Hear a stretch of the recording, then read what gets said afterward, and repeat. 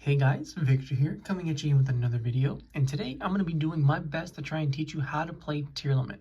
Now, if you want the exact profile for what we're going to be using today, it's going to be the video that just came out right before this one, so like I always do with all these videos, go check that one out first, and then once you're done with that, feel free to come on back over so you can have like a better understanding of why I approach certain plays a certain way. So, with that out of the way, let's jump straight into it. Now, as is always the case with these types of videos, we're going to give ourselves a real shuffle to make sure that our hands are as authentic as possible, because I just don't want to play with a perfect hand since it's just not realistic, right? I'd rather give you guys what an average Tearlaments hand looks like and just some of the plays that you can make to potentially play out of it. So we're going to give it one nice shuffle, and then we're going to pile shuffle and then give it like a last cut at the end.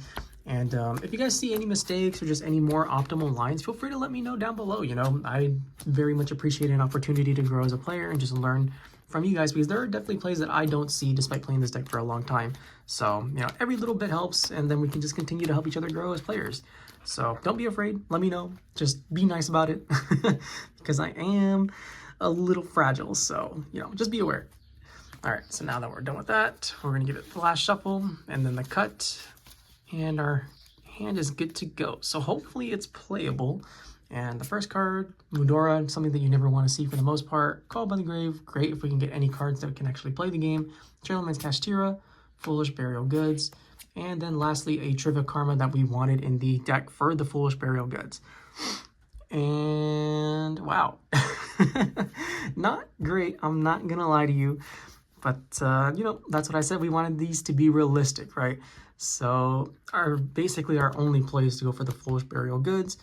And we're going to have to send Trivia Karma here. Or not Trivia Karma. We're going to send Solyak here to be able to add a monster. And as for what we're going to add, I think in this situation we should probably just be adding a Sharon, just so that we can guarantee that the Mudora goes into the graveyard. But you could also justify going for like a Rhinoheart instead, right? Because this will allow us to get for 5 mils instead of just like the normal 2 or normal 3 that we would get off Sharon. Sorry about that. Since we could send a Tier Cash and then mill 2, and then the Tier Cash in our hand can summon itself and mill 3 more. But I think we're just going to go for the Sharon in this situation. And that's perfectly fine. Then from here, we're going to activate our Tearlaments Kashtira, just so that we can always just try and get this out of the way as soon as possible, so that when we end up milling Tearlaments Grief at some point, we can at least take advantage of its effect, right? So we're going to special summon our Tier Cash, banishing our Solyak, and then we're going to mill 3. So we're going to mill Planet, Scream, and Hellshadal. So pretty okay mills for the most part. We're going to do Hellshadal Chainlink 1 just to mill 1 additional card because we have 1 attribute, and then Scream Chainlink 2 to search out for a trap. And as of right now, I don't know if I really like Solyak all that much. I think Meta Noise is just slightly better, so that way we can have potentially more options for into more matchups, right? Because like if you play against like a Malice player, for example, having a Book of Moon effect on a Dormouse is honestly way stronger than having like a negate for it, since they can still just link it off into like Lingrivo and then extend further that way. And plus, not to mention, because we already have a banished Solyak over here, at some point we're probably going to end up milling Grief, and as a result we're going to be able to get that back anyways. So we just want a little bit more variety with the cards that we have. So we're going to add the Meta Noise, and then we're going to mill our 1 card off of the Hellshadal. So we'll do that, put those over there, and maybe it'll be good. A Tier Cash. Okay, so we're going to be able to mill 2 more cards, and from there we hit the Engraver and we hit the Grief. Say it'll appear, right? Just say its name and it shall appear. So our Grief effect will add back the Solyak, and even though our hand is pretty weak for the most part, like we can still actually get a lot of stuff done. So we're going to activate our Sharon next. We're going to discard the Mudora, so now we have a Shuffler online, and we're going to mill 3 cards: Rhinoheart, Imseti, and King Sark. And this is probably like one of the biggest drawbacks to the Horus engine, where unlike say like the Fiendsmith engine, or even like I want to say like Bestials, but more specifically Lubellion, if you don't open them up, they're basically just not going to have any impact for the rest of the game, right? Just because we have no way to get access to them. However, we can actually just like fuse them back, so they're not the absolute worst because they are dark monsters, so that means they can be used as fusion material. And since we milled a Rhinoheart, we're going to activate our Rhinoheart's effect, to special summon itself. And as for what we're going to discard, since we already used our Soliac, we kind of want to keep that, but we haven't used this one yet. And I kind of see a tier cache that we kind of want for the next turn. So I think we're just going to send the Meta Noise this time. And then on a new chain link, it'll be chain link 1, Rhino Heart to send, chain link 2, Meta Noise to add back to hand, and we're going to be adding back this one. And as for what we're going to send, I think it's finally time to start accessing our fusions. So we're going to send Havness. I enjoy sending Havness as the first one just because it's basically worthless on your first turn, right? It has no way in most situations to be able to activate its hand effect and mill 3 cards. So it's typically the best one for you to send on your first turn. And from here, we can do a couple of things. So Havness is going to activate, and then we have to determine what exactly do we want to fuse into. So we can fuse into the Garura in case we want to try and just get like another draw. We can fuse into the Kaleido Heart because we have the Rhino Heart here. And we can also just fuse into like a into a Mud Dragon of the Swamp because we happen to have an Imseti in the graveyard. And as for what is best, I think as of right now, I think we're just going to go for the Mud Dragon of the Swamp so that we can have like another target. And because I really want to keep these two for Time Thief Redoer, if I'm being honest. So we're just going to put those to the bottom of the deck.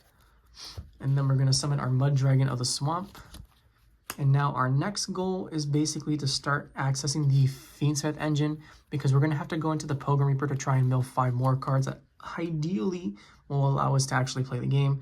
But before we go into those, we're just going to make Time Thief Redoer as some kind of protection because we need to, right? We don't want to like blindly overcommit and then lose these cards or just lose free value for no reason. So now that we've done that, we can overlay these two. We can special summon Moon of the Closed Heaven because it just takes 2 monsters. Link that one off into our Fiendsmith Requiem, and then Fiendsmith Requiem's effect will activate. And from there, we can special summon the Engraver. Now, the thing about this is that we can technically go for the Necroquip Princess, but there isn't really a reason to do that anymore because we're not going to be like discarding anything.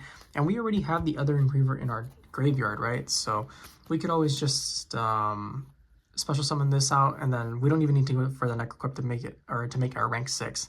So we're not going to do that. Instead, we're going to activate our Engraver's graveyard effect, and we're going to put back, I think we're just going to put back the Requiem because we're not playing Lacrima in this deck, so it's not like it needs to be in the graveyard to begin with. And it's perfectly fine that way. Although you can also just make like an argument for Ruin because it's a link too, and we have a couple of other cards that can take advantage of that. And by doing this and leaving the Requiem in the graveyard, that means on the follow-up turn, we're going to have like an Engraver that we can summon again, and then we can just like equip it in case we need to like get rid of a monster on our opponent's side of the field. So maybe we'll do that instead. I talked myself into it. So now we've summoned those two. Now, in this specific version, I opted to basically just cut the Caesar, and we're basically just going to go for the Pilgrim Reaper every single time. But if you do play Caesar, which, you know, you probably should in most situations, you can also just make that and then like sit on Caesar plus Redoer, Soliac, Callby, and Tier Cache. And that's honestly like a pretty strong board, especially with a Shuffler in the graveyard and a potential El Shaddai window coming out because we have the Hollow in the grave. So, you know, just little things to consider like that. Then from here, we're going to activate our Pilgrim Reaper's effect. We're going to detach the Engraver, and we're both going to mill 5. So now we have access to 5 more cards, and we're also going to be able to see what our opponent is playing because it mills 5 for both players. So that's pretty important for on the chance that we end up going into like the SP Little Mat immediately. We're going to mill the Planet, Imseti, Soliac, which we already used, another Planet, and a Fiendsmith Sing. So all of which we don't want. Not a single good card, but that's just the price you pay when you play Tearlament, right? We have all our planets in the graveyard, not a single one in hand, and that's all thanks to this card being stuck in our hand. But what can you do when you play bricks? Then from here, I don't think we can do much of anything, unfortunately, unless you decide to just go straight for the raw Redoer and then go for like a fusion summon, but we don't really want to do that, do we? I don't think so. So we're just going to set our 2, and then honestly, this is probably, it's pretty decent. Like, it's not the best, but like I said, you still have a couple of interactions.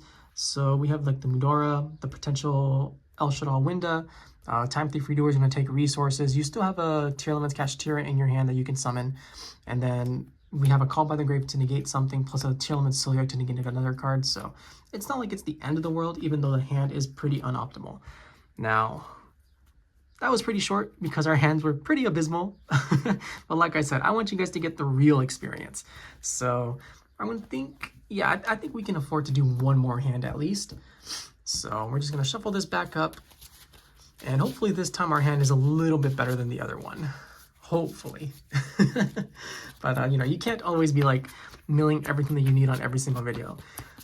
As much as you would like to do that. So let's do it this time again, please. Something playable this time so that I can actually show you like the full extent for the deck. Maybe a Horus card that we have so that we can actually get rid of a Trippy Karma if it happens to be in our hand again.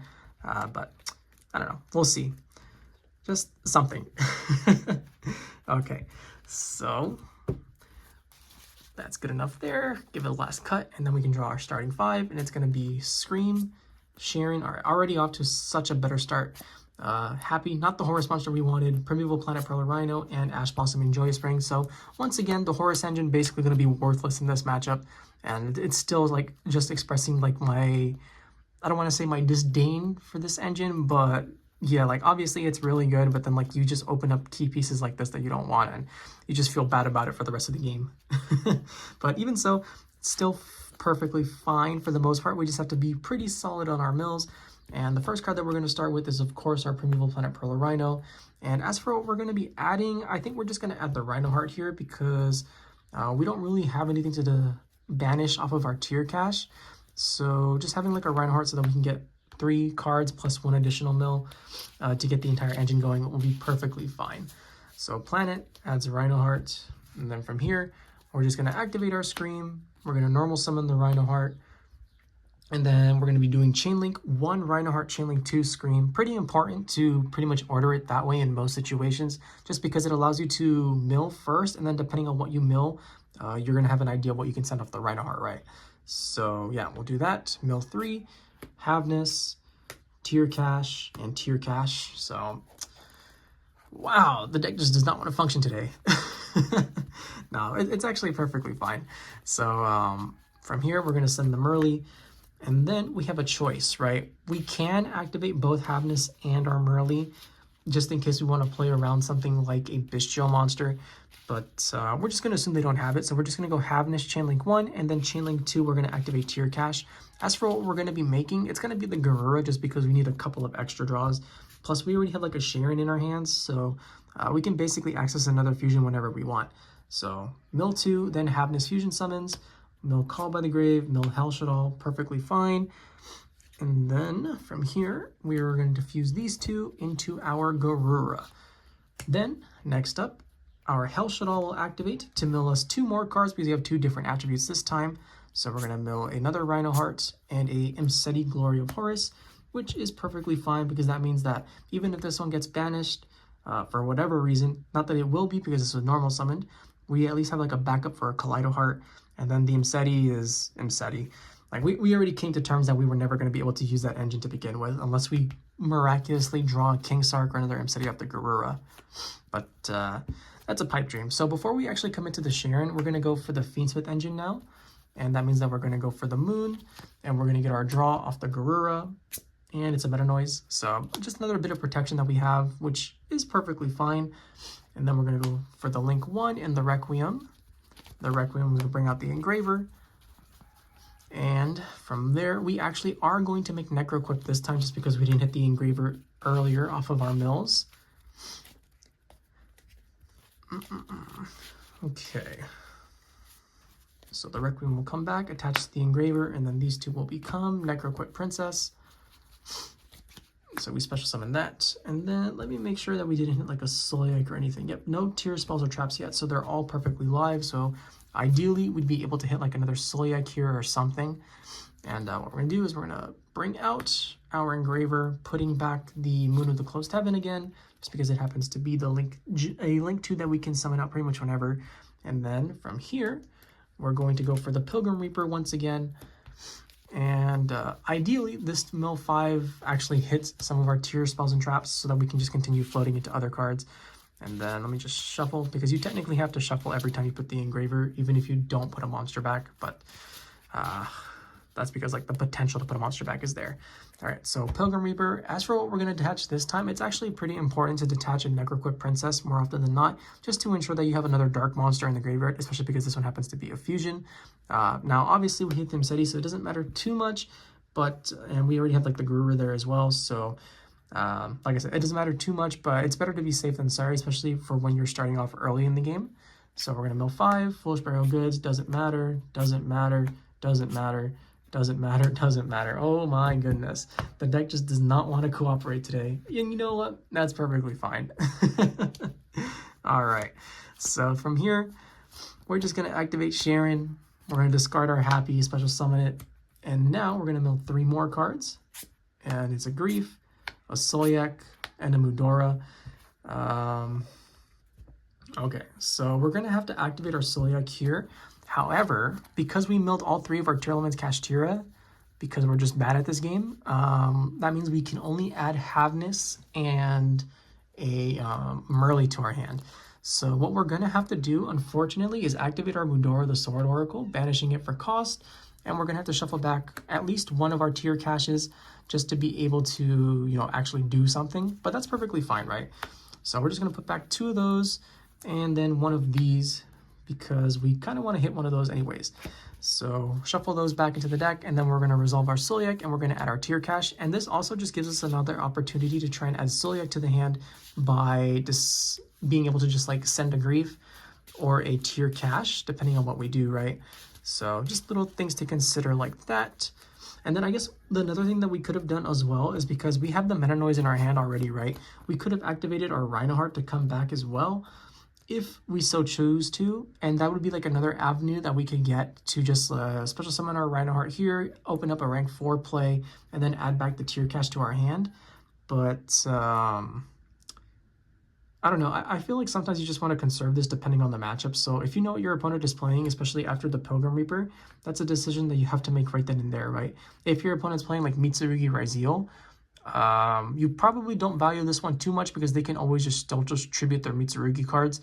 Like, yeah, you can Book of Moon their Raziel monsters, but then you just get pummeled by entirely by the other engine. But if you're playing against like Malice, for example, then you obviously would prefer keeping this than discarding it and trying to mill 3 with like your tier cache. But, you know, little things to consider like that. And then from here, okay, so we milled the Solyak. We've used our Havness, but we haven't used Merly yet. And we also, because we shuffle back a Tearlament monster, we can activate our Primeval Planet Pearl or Rhino to pop our Sharon just to try and fusion summon again, which is honestly something that I'm considering looking at this hand currently. And I think that's what we're gonna do. I just don't think I want to go for the Hell Shadal or for the El Shadal Winda just yet. I think instead we're probably just going to shuffle back the Garura and go into like an SP Little Knight. And from here, put those back to the bottom. Go for the, I'm sorry, we're going to shuffle back the Garura, go for the Mud Dragon, and then we're just going to go for the Little Knight here. Or we don't even have to go for the Little Knight, right? We can go for like an IP Masquerena. And then we don't even have to summon this either, right? This is still like surprising. Like, even though all we have is an IP Masquerena on board, this is still a surprisingly layered hand that can prove pretty difficult for our opponent to deal with. So, and I'm going to show you why. So we already have the Ash Blossom in our hand, so that means we can trade 1-for-1 with any of their potential cards. Then it goes to their turn. They just see an IP Masquerena. They think nothing of it. We go to the main phase. We can activate Tearlaments Kashtira now. We're going to special summon this card. And then we're going to banish our Solyak because we shuffled back the Grief, right? So the potential of being able to add it back to hand is there. Now we're going to go Chainlink 1, Chainlink 2 to mill 6 more cards. And if we hit literally just any tier monster, we can just continue to play. So we can go mill 6, we hit the Merly, that's great. Planet doesn't matter. Solyak is fantastic because that means we can add another tier cache or even like Havness to our hand, depending on what the situation calls for. Beast King of the Swamp is phenomenal too, and a tier cache. So even though our turn 1 play wasn't that great, we still have enough resources just to generate enough plays during our opponent's turn. And then from here we can go Merly, Chainlink 1, Solyak, Chainlink 2, tier cache, Chainlink 3, and we're gonna do it this way just so that this can guarantee search a card. I don't want it to get like chained, or I don't want it to get like potentially ashed or whatever, even though they probably would have used it on one of these. So we go mill 2, Tract, Scream, that doesn't matter. Then Solyak will in turn add a Havness to our hand, and you can also just add like another Tear Cache, or no, we can't because we milled it. But we can add the Havness here, so that way we can have another potential mill 3 play for our opponent. And then our Merly, because we added the Havness now, can go either for the Kaleido Heart, the El Shaddai Winda, the Rukulos, or a Predaplant Dragostapelia. Like, we have so many different options we can go for, right? And because we have the Meta Noise currently set, that means that we're going to be able to fusion summon again whenever we want. So I think we're just going to go for like the safer play and actually just go for the Rukulos here. So we're going to put those two back to the bottom. And then we're going to special summon our Rukulos here. So we have like a summon negate plus a pop now from our Primeval Planet Perla Rhino. So Planet's going to pop a card. We still have the Book of Moon to try and like set a monster. Our IP Masquerena can go into SP Little Knight. It can also go into Sprite's Brim, but we already used Merly, so we don't need to do that this turn. Like I said, we still have the Ash Blossom. We have the Havness to mill 3 more cards, and then we can also send that off of the Tearlaments Rukulos to trigger its effect after we summoned it in order to fusion summon again. And let me just see what it would have milled if we had done it again. Grief, which adds Solyak to hand. And like, I don't know, like that's the weird thing about like this deck, right? So the boards constantly look unassuming, but then they still have the potential to do so much. And that's one of the things that I just absolutely love about this deck. And I hope you guys enjoyed the video. You know, got to show you off 2 hands for once compared to the normal one. And if you enjoyed it, please feel free to like, comment, subscribe, and I'll catch you guys next time. See ya.